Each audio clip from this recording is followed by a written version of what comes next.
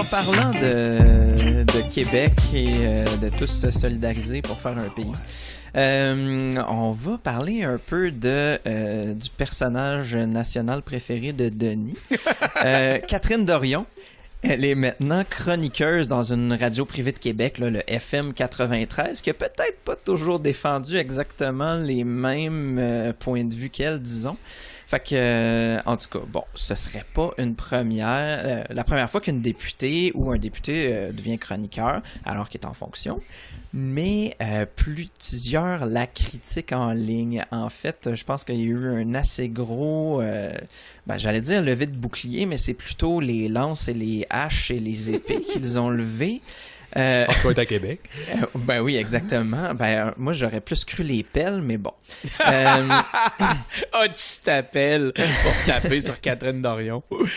Donc, puis bien sûr, elle, en fait, comme c'est pas inconnu, elle défend plutôt un projet de gauche, alors que le FM 93, je pense qu'on peut qualifier ça d'une radio, disons, plus à droite, classique Québec.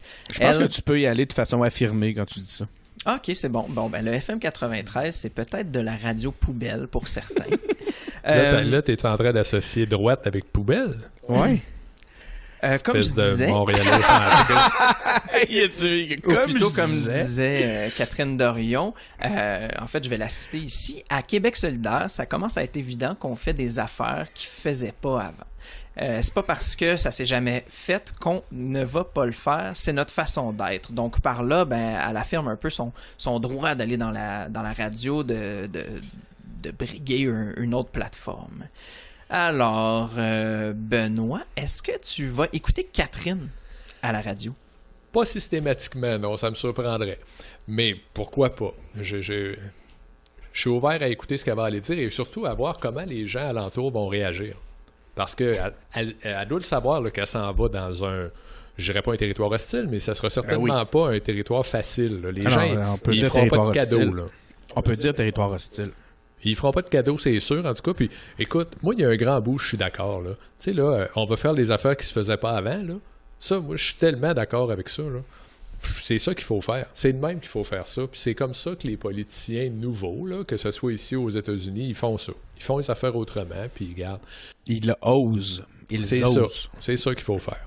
Après ça, bon, moi, est-ce que je le ferais? Si c'était moi qui le faisais, est-ce que je le ferais comme Catherine Dorion? Probablement pas. Mais je suis assez d'accord avec la démarche de il faut casser le moule. Là. Je suis assez d'accord avec ça. Cela dit, Benoît, pour avoir milité avec toi dans la région de Québec pour le Parti québécois, il y a dans cette tactique-là quelque chose qu'on avait dans notre backlog auquel on a rêvé longtemps.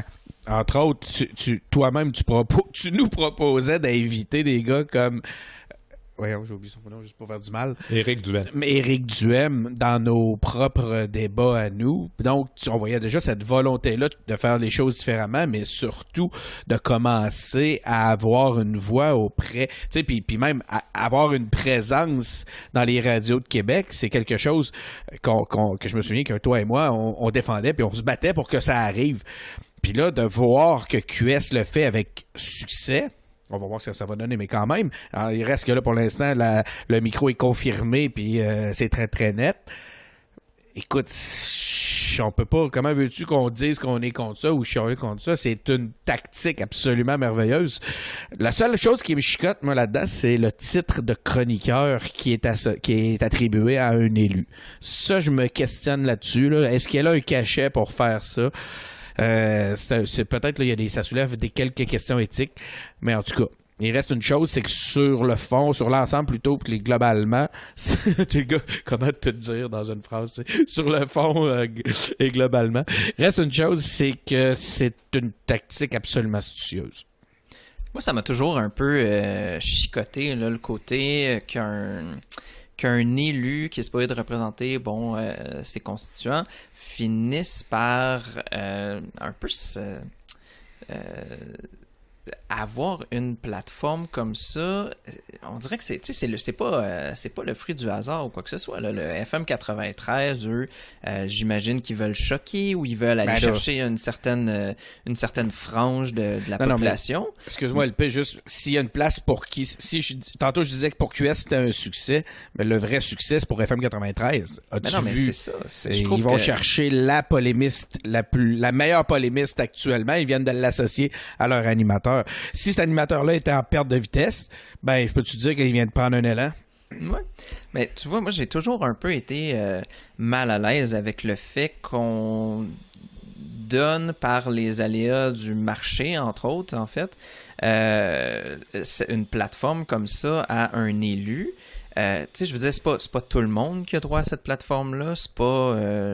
ça m'a toujours rendu un peu mal à l'aise là, de vraiment savoir pourquoi est-ce que tel élu plutôt que tel autre. Est-ce que ça donne un avantage à tel parti ou à un autre? En tout cas, c'est...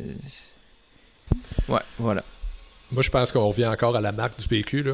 Puis en raison de la marque du PQ, surtout dans la région de Québec, qui est assez mal en point depuis plusieurs années, un élu péquiste, là, ça n'a pas d'importance, à FM 93, c'était pas possible. Ben, on a eu Agnès, elle y allait.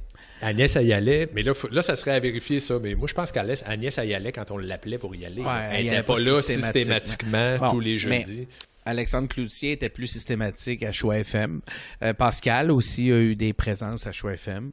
Je sais qu'Alexandre était très, très apprécié de Denis Gravel à Choix FM et était invité régulièrement. Moi, ça me rappelle, puis tu vas t'en souvenir, en 2012, à l'élection, où ce que le mot d'ordre du national, c'était « on ne va pas dans les radios poubelles. On ne s'abaisse pas à ça. » Quelle erreur stratégique. C'est certain que si tu veux parler à l'électorat, il faut que tu ailles sur les plateformes. Mais, tu dois parler aux gens qui votent pas pour toi, surtout. Oui, exactement. Parce que pour nous parler entre nous, là, j'allais dire on est bon, mais même à ça, je regarde à 9%, ça a l'air qu'on est plus si bon que ça.